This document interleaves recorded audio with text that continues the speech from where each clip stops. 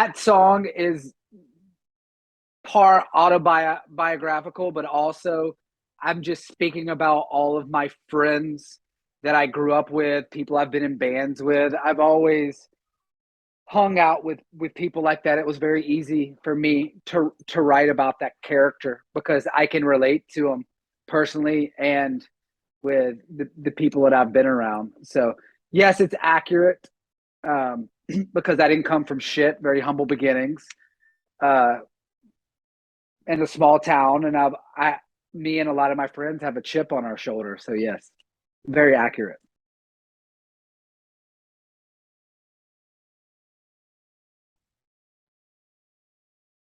You know, 2020's hindsight.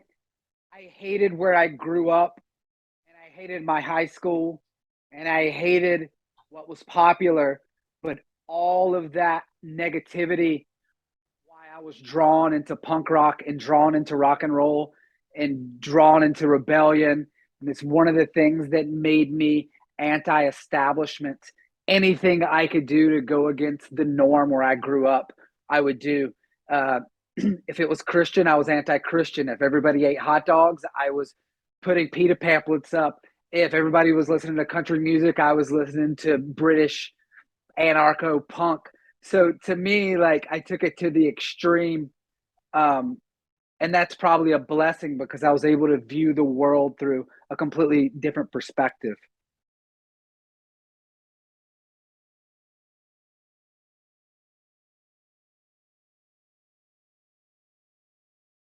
I still do. I still feel like I don't fit in, and I feel like an outsider when it comes to the music industry. And I feel like to be honest, I feel like an alien. I still feel like this planet isn't my home. It's very uncomfortable. Um, there's got to be some other people that feel that way.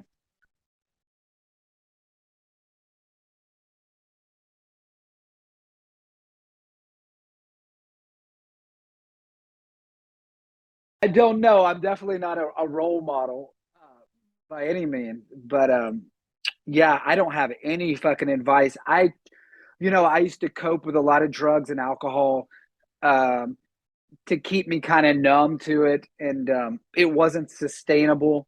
So, what keeps me grounded nowadays is writing songs and producing bands and trying to be as creative as possible. That's what keeps me grounded. Mhm. Creativity.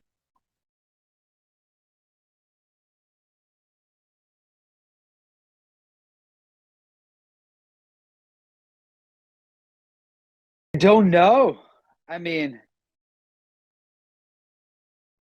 don't know how regular people feel or what they've been through. I definitely think that there's an there's probably an audience that can definitely relate to the kind of things I'm singing about and talking about, or which I hope there is.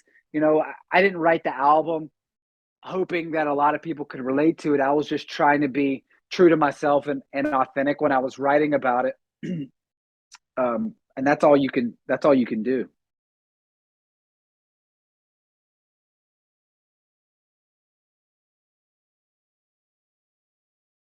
I mean, the life, the career or life of it, I didn't really choose what I wanted to do. You can't help what you want to be. You can't help who you love. And I'm just, for some reason, I don't know what drives me to continue wanting to make music, but it's not like going to college and getting a degree and then you get a job. There's no set path, and you are kind of out on your own. I mean, I have a great team of managers, but at time, like especially the last couple of years, I felt very, very lost, like a lot of people did because of the pandemic. But also, as being an artist, you're trying to find your place in this world right now. Like, is it important or not? So, and I think anybody who chooses kind of an alternate career path or is an outsider or anything probably feels like that. So you've kind of got to be willing to take a lot of risks to live this lifestyle.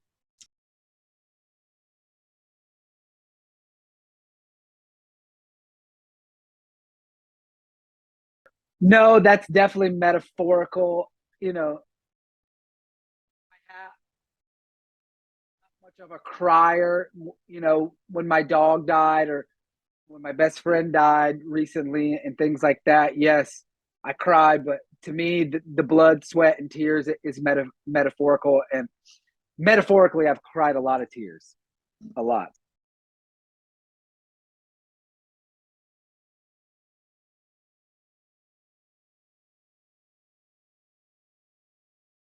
I think today, with the same way Hollywood kind of glamorizes being a doctor or a police officer or a drug dealer or whatever the stories, everything is glamorized. I feel like a lot of the rockumentaries and movies come out are just not an accurate portrayal of what being a musician is, especially nowadays.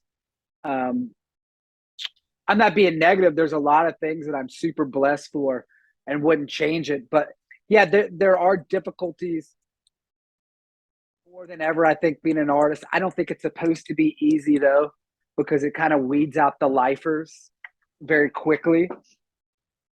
So yeah.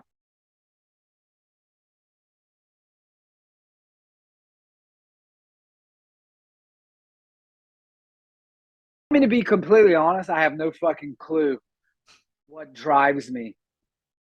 And sometimes I just go, why can't I be a normal person? You know, normal. And I don't know if I have this. It's that I have this message that I need to get out.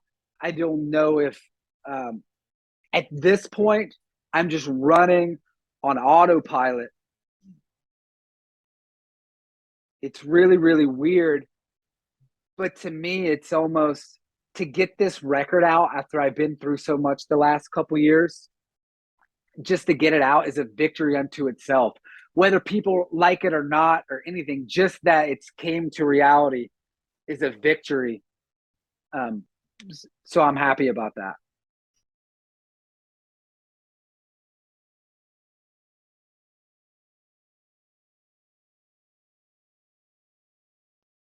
I can't get into too much of why I left my other label, but I left and they took the album and the album was shelved. And I had the option to shop the album to labels to buy it back, and nobody wanted it. And it was a really big commercial, badass rock and roll sounding record. It's produced by Rob Cavallo. It was great. And I think people would really love it, but no labels, especially coming out of the pandemic, wanted to touch a guitar rock record because there's just not a big an audience. It's a more of a risk. So as soon as that accepted the realization that nobody was going to buy back the shelved record, I called my manager and I said, I'm going to go record 6 songs. I'm going to put it on my credit card. I'm going to press up some vinyl and sell it myself. Because at the very least, on my deathbed, I've got to know that I just at least put out a solo record because it had been like 3 something years in the making. So I recorded the 6 songs and ordered the vinyl. And in between that time over the year, my manager and Marty ended up getting like a subsidiary label through Virgin Universal. And they were like, we got to put your record out because their whole stance on their label is they want to put out music that they like. And they want to put out a rock and roll record. And I already had it made. So, you know, I've written some songs with Marty and he's an awesome guy and he's super talented and he's got a great studio to work out of. And John Greenberg has been my manager. He's been with me through thick and thin since Fighters, and he's stuck by me. So it means a lot to me to be able to put out a record uh, with people who believe in me. And it's just a great team. And it was all for the love of it. There was no preconceived notions. There was no A&Ring to death. It was just a very pure process. And you know, and they're an indie label. They're just it's not some big thing. Hopefully, it'll turn into that. But it's just great to have people that believe in you.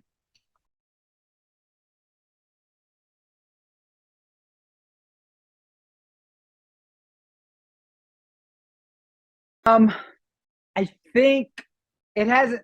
I don't know. My band is here, so it's really good to be next to them.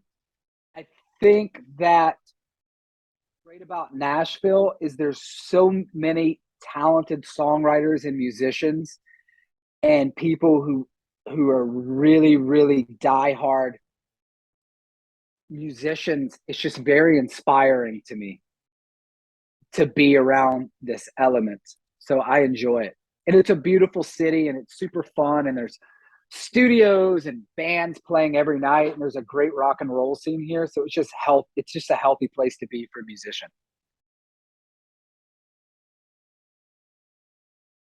I don't know of anybody in particular, but I'm always looking for people. It could be a musician, an actor, somebody I meet that is able to keep their composure when times are really, really hard and continue to keep faith in themselves no matter what, because it's really easy. So I can watch Rocky and be fucking inspired and, just a movie or something. But, I'm attracted to the underdog and very attracted to people that are self made that really didn't come from a lot and were able to build their visions to reality. So anything like that is inspiring to me.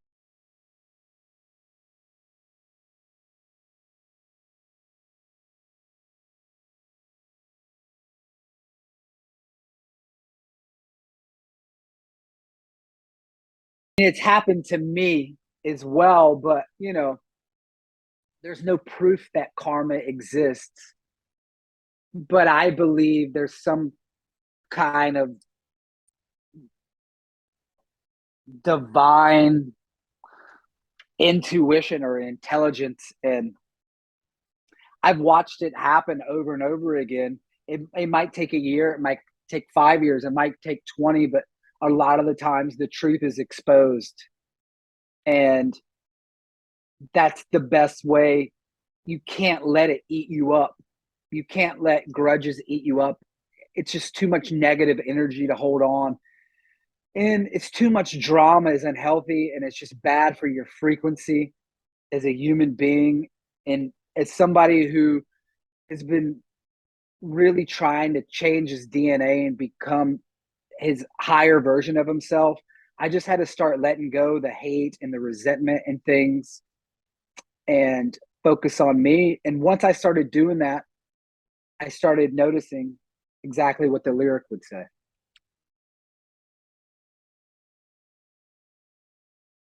I know this is not popular in rock and roll culture, what I'm about to talk about, but I did a lot excess people glamorize in rock and roll, and the only thing I gained from it was heartbreak, probation, lawyers' bills, friends dying, bands breaking up, me sabotaging relationships. It's a very dark, dark place I've been. And I've been trying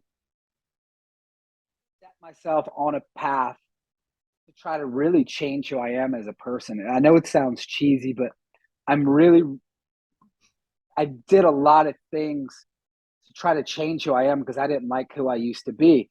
And so what that did was lead me on so many different paths and so many lessons.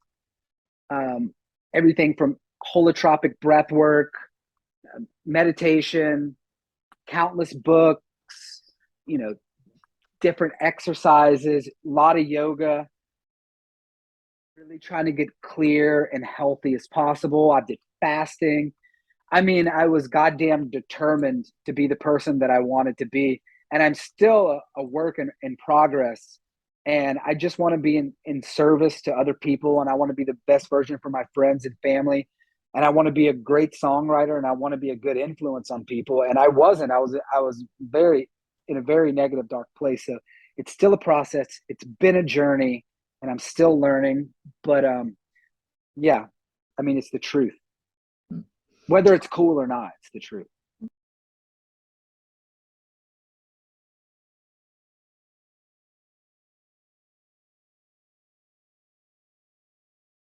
And I mean, I won't forget is like the lesson. I won't forget the lesson that I learned because I don't have the victim mentality. I want to forgive these people, move on, learn my lesson, and be more self-aware and level up. Um, and yes, it's a struggle. I fall back all the time, and I'm embarrassed of how I act. I call it acting like a fucking baby, is what I say. And sometimes I act like a baby, and I tell whoever, I said, sorry, I had a moment of weakness, and now I'm back on track. But that's being human. So yes, that song's about learning lessons Yeah. and letting go.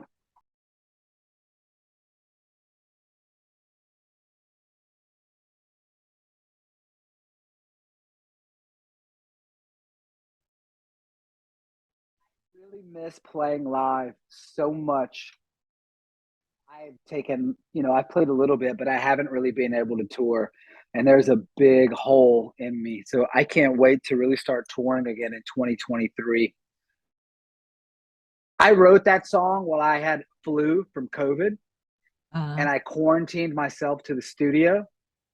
And I was watching this movie called Streets of Fire because it has William Dafoe in it. And Jim Steinman, who wrote all the Meatloaf stuff, wrote the songs. And my fever was like 102. So I'm quarantined, sweating my ass off, watching this movie. And then that was the time when there was a lot of rioting going on from the George Floyd stuff. And so like the city was burning outside. And it was just a perfect storm, like with everything going on in the world and internally, to write that song. And I wrote it while I don't remember writing it. I was so fucking fluish from COVID, but it uh, worked.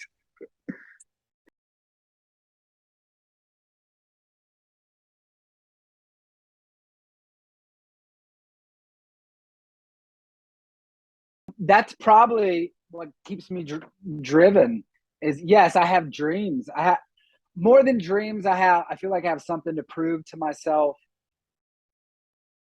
and prove to everybody that told me I was a fuck up and a loser and a sellout and I'm just going to go to jail. Um, it does keep me fueled up and fired. And I do, yeah, I have a lot of dreams just like anybody else.